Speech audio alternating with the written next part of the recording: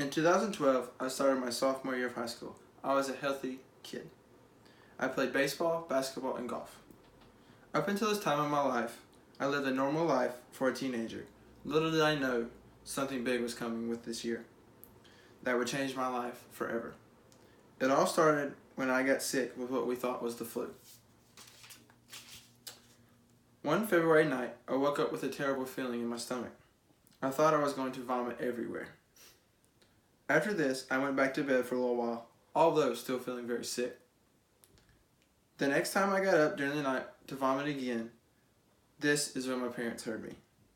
They both rushed in to check on me and could tell something was wrong. By the way I looked, the way I felt, I was pale, sweaty, and just did not look good.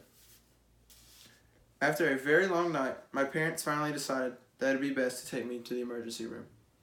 After arriving at the emergency room, one of the doctors came in and couldn't find what was wrong.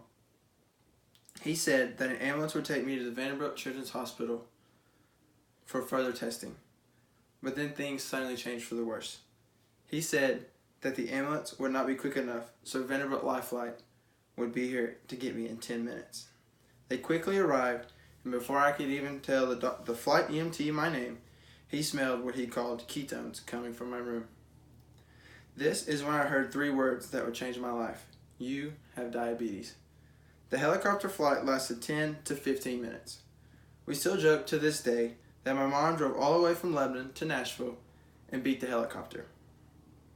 Once we arrived at the hospital, I was rushed to the ICU where I spent 2.5 days being poked, prodded by every doctor there. Most of these 2 days were a complete blur. All I remember is that I have told from my family. After I was taken out of the ICU, I remember learning all about type 1 diabetes. Knowing that I was going to have to take shots of insulin every day for the rest of my life was scary for me. This was really a hard time for me, not only because I hated getting shots, but because I was the one who was going to have to give them. By this point, I was so ready to just go home.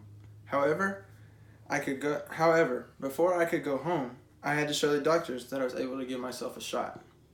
After a lot of learning and encouragement, I finally got the courage to give myself a shot. Going home was the best feeling, but I knew I still had so much to learn and my life would never be the same. The biggest lesson I have learned in my 5 years of being a diabetic is that your health is extremely important and vital to take good care of yourself. I had to go from a normal kid who could eat anything they wanted to having to watch every little thing I put in my mouth.